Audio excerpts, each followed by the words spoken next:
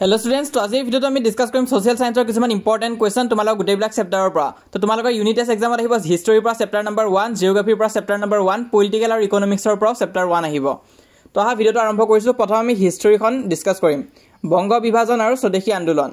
partition of Bengal and স্বদেশী movement তো ইয়াৰ পৰা কি ইম্পৰ্টেন্ট আছে প্ৰথম তোমালোকে কিতাপখনটো লাইন বাই লাইন পঢ়ি যাবাই তো এতিয়া জাস্ট আমি কমন আৰু ইম্পৰ্টেন্ট কিছুমান ডিসকাস কৰিম কাৰণ যেহেতু বহুত ষ্টুডেন্টে এই ভিডিওটো পৰীক্ষাৰ এদিন আগতে চাব পাৰা তো সিহঁতৰ কাৰণে কোনখিনি বেছিকৈ চাব লাগিব তো প্ৰথম এই পইণ্টখিনি তোমালোকে চাবা এই পইণ্টখিনি খুব ইম্পৰ্টেন্ট আছে তো এখিনি তোমালোকে চাই থৈ দিবা ইয়াৰ পৰা কিন্তু ডাইৰেক্ট কোৱেশ্চন আহে তো এটো ইম্পৰ্টেন্ট আছে তো চাবা তোমালোকে তাৰপিছত নেক্সট যদি আমি যাও নেক্সট তোমালোকে এই পাৰ্টটো চাবা স্বদেশী আন্দোলনৰ ফলাফল তাৰে ভিতৰত তোমালোকে এটো চাবা জাতীয় শিক্ষা এটো পাৰ্ট বহুত ইম্পৰ্টেন্ট আছে তাৰো উপৰি তোমালোকে এই পাৰ্টটো চাবা স্বদেশী আন্দোলনত মহিলাৰ ভূমিকা এটো খুব ইম্পৰ্টেন্ট আছে এই পাৰ্টটো চাই থৈ দিবা এটো তাৰ পৰা বেছিকৈ প্ৰশ্ন আহে তো ইংলিশ মিডিয়ামৰ ডিসকাস কৰিম ইংলিশ মিডিয়াম কিনে এই থৈ নাযাবা ভিডিওটো তো দুটা কাৰণে হয় ভিডিওটো সম্পূৰ্ণ চাবা তাৰপিছত এখিনি চাবা স্বদেশী আন্দোলনৰ অৱদান তো এটো বহুত ইম্পৰ্টেন্ট আছে এই পেজটো এটো ভালকৈ পঢ়িবা তো এতিয়া আমি আহিছো ডাইৰেক্ট কোৱেশ্চনত কোনখিনি তোমালোকে চাব লাগিব কোৱেশ্চন নম্বৰ 1 টো চাবা 2 টো চাবা তাৰপিছত 6 আৰু 8 টো চাবা এখিনি কোৱেশ্চন ইম্পৰ্টেন্ট আছে 1 2 6 আৰু 8 তাৰপিছত নেক্সট তোমালোকে চাবা কোৱেশ্চন নম্বৰ 1 টো চাবা তাৰপিছত লাষ্টৰ দুটা কোৱেশ্চন চাই থৈবা হেতুটা খুব ইম্পৰ্টেন্ট আছে তাৰ উপৰি তোমালোকে 6 নম্বৰ কোৱেশ্চনটো চাই থৈবা পাৰা কিন্তু 7 আৰু 8 টো বেছি ইম্পৰ্টেন্ট আছে হেতুটা তোমালোকে স্কিপ নকৰিবা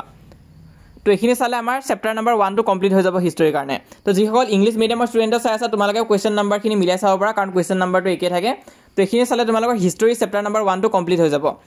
এটা আমি ডিসকাস কৰিম জিওগ্ৰাফি চেপ্টাৰ নম্বৰ 1 টো ইংলিশ মিডিয়াম আৰু আছামিজ মিডিয়াম কিতাপ দুখনে আছে তো তোমালোকে ইংলিশ মিডিয়ামখন চাই যা প্ৰথম ইকনমিক জিওগ্ৰাফি কি হয় সেই লাইনটো পঢ়িবা ভালকৈ তাৰপিছত নেক্সট তোমালোকে চাবা স্কোপ অফ ইকনমিক জিওগ্ৰাফি তো হেতু ইম্পৰ্টেন্ট আছে নেক্সট তোমালোকে চোৱা টাইপস অফ অকুপেশন এটো ইম্পৰ্টেন্ট আছে প্ৰাইমেৰী সেকেন্ডাৰী টাৰচিয়াৰী তো হেখিনি ইম্পৰ্টেন্ট আছে আৰু তাৰ এক্সাম্পলও তোমালোকে চাবা এক্সাম্পলও খুদে আছামিজ মিডিয়ামৰ কিতাপখন আমি আলোচনা কৰিম কিন্তু আগতে ইংলিশ মিডিয়ামতে মই দেখাই গৈছো কাৰণ তাত আন্ডাৰলাইন কৰা হৈ আছে ইয়াত তোমালোকে চোৱা George Chisholm was considered as the father of modern economic geography এটো ইম্পৰ্টেন্ট আছে তো ইয়াৰ ওপৰটো 1 মাৰ্কৰ কোৱেশ্চন আহে এটো তোমালোকে চাই থৈবা তাৰ উপৰি CF জনছ আৰু GG ডেকেনৱাৰ্ডে ইকনমিক জিওগ্ৰাফিৰ ডেফিনেশনটো কেনেকৈ দিছিলে তো হেতু ইম্পৰ্টেন্ট আছে হেতু তোমালোকে চাই থৈ দিবা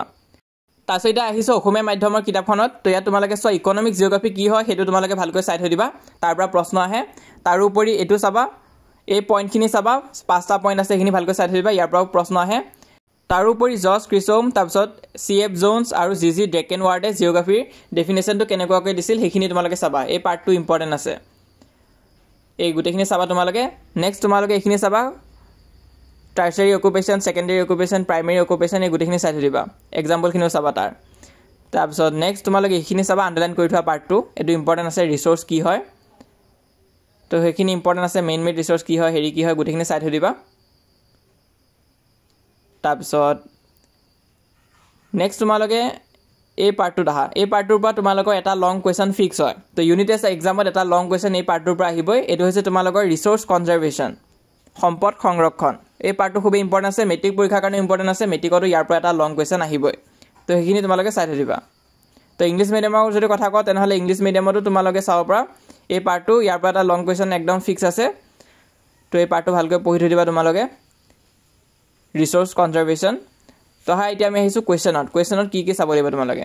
কোৱেশ্চনত প্ৰথম তোমালোকে ডাক দি থৈ দিয়া কোৱেশ্চন নম্বৰ 1 2 তাৰপিছত 3 4 6 আৰু 7 তাৰপিছত নেক্সট তোমালোকে চাবা কোৱেশ্চন নম্বৰ 15 টো চাবা তাৰপিছত 16 টো চাবা 15 আৰু 16 টো চাবা ইম্পৰ্টেন্ট আছে তাৰপিছত 18 নম্বৰ পৰা তোমালোকে চাবা ৰিসোৰ্স চাবা ওয়েলথ কি হয় হেতু চাবা ৰিনিউৱেবল ৰিসোৰ্স কি হয় হেতু চাবা ৰিসোৰ্স কনজাৰভেশনটো চাবা লগতে বায়োটিক ৰিসোৰ্সটো চাবা তাৰপিছত 19 ত তোমালোকে A নম্বৰটো চাবা C D আৰু E টো চাবা A C D আৰু E এখিনি ইম্পৰ্টেন্ট আছে তাৰপিছত MCQ টো গুটেখিনি চাবাই কাৰণ কোনটো আহি যায় ঠিক নাই গুটেখিনি তোমালোকে প্ৰেক্টিস কৰিবা তো আছামিজ মিডিয়ামখনতো মই দেখাই দিছো চোৱা তোমালোকে 1 নম্বৰটো চাবা 3 চাবা তাৰপিছত তোমালোকে 6 আৰু 7 টো চাবা তাৰপিছত নেক্সট তোমালোকে 15 আৰু 16 টো চাবা 15 আৰু 16 টো ইম্পৰ্টেন্ট আছে তাৰপিছত ইয়াত তোমালোকে এটোটা চাবা চোৱা ক আৰু গ টো চাবা তাৰপিছত ছ টো চাবা আৰু খ টো চাবা লগতে জ টো চাবা এটো ইম্পৰ্টেন্ট আছে তাৰপিছত তোমালোকে ইয়াত তোমালোকে ক চাবা গ চাবা ঙ চাবা আৰু ঘ টো চাবা এই চাৰিটা ইম্পৰ্টেন্ট আছে তাৰপিছত MCQ গুটেখিনি তোমালোকে চাই থৈ দিবা ইম্পৰ্টেন্ট আছে তো এখিনি চালে তোমালোকৰ জিওগ্ৰাফি চেপ্টাৰ 1 টোৰ ইম্পৰ্টেন্ট খিনি শেষ হৈ যাব তাৰপিছত নেক্সট আমি পলিটিকেল আৰু ইকনমিক্সৰ ডিসকাস কৰিম তো তোমালোকে পলিটিকেল বুকখন উলাই লোৱা তো ইয়াতে মই দুটা মিডিয়ামৰ কাৰণে আনি লৈছোঁ তোমালোকে চাব পৰা তো পলিটিকেলৰ কাৰণে কি কৰিবা তোমালোকে লাইন বাই লাইন গোটেইখিনি ভালকৈ পঢ়ি যাবা ইয়াত চাব পৰা কিমানবিলাক আণ্ডাৰলাইন কৰা হৈ আছে কাৰণ বহুতো ইম্পৰ্টেণ্ট পইণ্ট ইয়াত সোমাই আছে আৰু ইয়াৰ পৰা কিন্তু MCQ আহে তো MCQৰ কাৰণে তোমালোকে লাইন বাই লাইন পঢ়িবই লাগিব তাৰপিছত এই য়েল্লো বক্সটো চাবা ছ'চিয়েলিষ্ট ছেকুলাৰ আৰু unity were not included in the preamble later on the words were incorporated in the preamble through the 42nd amendment এইটো ইম্পৰ্টেণ্ট আছে ইয়াৰ ওপৰত কিন্তু কুৱেশ্যন সোধে তোমালোকক বা MCQ হিচাপেও দিব পাৰে তো এই পাৰ্টটো পঢ়িবা এইটো স্কিপ কৰি দিয়া বহুত ষ্টুডেণ্টছে তুমি স্কিপ নকৰিবা তো মই কোৱাৰ দৰে এই গোটেইখিনি চাবাই তোমালোকে তাৰ উপৰি এই বক্সটোতো ফ'কাছ কৰিবা ইম্পৰ্টেণ্ট আছে তাৰপিছত তোমালোকে এই গোটেইখিনি চাই যাবা সোভাৰেন কি হয় ছ'চিয়েলিষ্ট কি হয় ছেকুলাৰ কি হয় এই গোটেইখিনি ইম্পৰ্টেণ্ট আছে ইয়াৰ পৰা কিন্তু 1 মাৰ্কৰ কাৰণে তোমালোকক শ্বৰ্ট নোটো দিব পাৰে বা MCQ টাইপ কুৱেশ্যনো তাৰ পৰা সুধিব পাৰে তো সেইখিনি চাবা তো এতিয়া আমি যাওঁ ডাইৰেক্ট কুৱেশ্যনত কি ইম্পৰ্টেণ্ট আছে কুৱেশ্যনত তোমালোকে চোৱা তো 1 মাৰ্কৰ কাৰণেতো গোটেইখিনি চাবাই গোটেইখিনি ইম্পৰ্টেণ্ট আছে তাৰপিছত লং কুৱেশ্যনত যদি আমি কথা কওঁ তেনেহ'লে 1 টো চাবা আৰু 3 নম্বৰটো চাবা কুৱেশ্যন নম্বৰ 1 3 তাৰপিছত তোমালোকে 4 আৰু 6 টো চাবা এইখিনি ইম্পৰ্টেণ্ট আছে আৰু লং কুৱেশ্যনত তোমালোকে 2 নম্বৰটো চাবা 4 আৰু 5 টো চাবা 2 4 আৰু 5 এই তিনিটা কুৱেশ্যন ইম্পৰ্টেণ্ট আছে তো আছামিজ মিডিয়ামৰ ষ্টুডেণ্টৰ কাৰণে মই দেখাই দিছোঁ 1 নম্বৰ গোটেইখিনি চাবা তোমালোকে তাৰপিছত ইয়াত তোমালোকে 1 টো চাবা 3 আৰু 4 টো চাবা আৰু লগতে 6 নম্বৰটো চাবা তাৰপিছত নেক্সট তোমালোকে চাবা কুৱেশ্যন নম্বৰ 2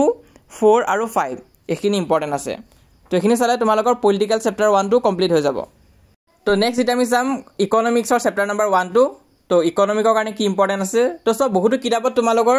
দি থৈ দিয়া যে ইকনমিকৰ পৰা অকল MCQ আহিব কিন্তু তেনেকুৱা নহয় কুৱেশ্যনো কেইটামান ইম্পৰ্টেণ্ট আছে সেইখিনি চাব লাগিব তো ডাইৰেক্ট কুৱেশ্যনতে আহিছোঁ মই কুৱেশ্যনত তোমালোকে ইকনমিকৰ পৰা চাবা কুৱেশ্যন নম্বৰ 1 মানে 1 মাৰ্কৰ গোটেইখিনি প্ৰথম চাই থৈ দিবা সেইখিনিটো ইম্পৰ্টেণ্ট আছে তাৰপিছত লঙৰ পৰা তোমালোকে চাবা কুৱেশ্যন নম্বৰ 1 2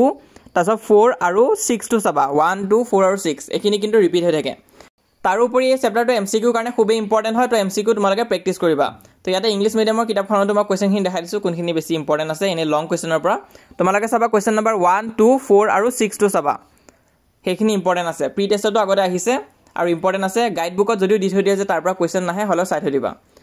তো এইখিনি চালে আমাৰ ইকনমিক্স চেপ্টাৰটো কমপ্লিট হৈ যাব আৰু ইয়াৰে লগত আমাৰ ইউনিট টেষ্টৰ চিলেবাছটো কমপ্লিট হৈছে কিবা ডাউট বা কনফিউজন থাকিলে সুধিবা আৰু হোৱাটছআপ চেনেলত জইন কৰি থৈ দিয়া তাত সকলো ধৰণৰ হেল্প তোমালোকে পাই থাকিবা ইউনিট টেষ্টৰ ৰিলেটেড তো হোৱাটছআপত জইন কৰিবা 7000তকৈ অধিক ষ্টুডেণ্টছে জইন কৰিছে তুমি জইন নকৰাকৈ নাথাকিবা লিংকটো পিন কমেণ্টত দিয়া আছে তাত ক্লিক কৰিলে হোৱাটছআপ পেজটো অপেন হ'ব সেইটো ফ'ল' কৰি ৰাখিবা তাৰোপৰি এইটো হৈছে আমাৰ ইনষ্টাগ্ৰাম পেজ তোমালোকে যদি ইনষ্টাগ্ৰাম ইউজ কৰা আমাক চাৰ্চ কৰি চাব পৰা আৰু most ইম্পৰ্টেণ্ট আমাৰ এই ইউটিউব চেনেলটো তোমালোকে ছাবস্ক্ৰাইব কৰি থৈ দিয়া কাৰণ সকলো ধৰণৰ হেল্প তোমালোকে ইয়াত পাই থাকিবা আৰু আমি যিমান পাৰোঁ তোমালোকক ইউনিট টেষ্টৰ কাৰণে সহায় কৰি যাম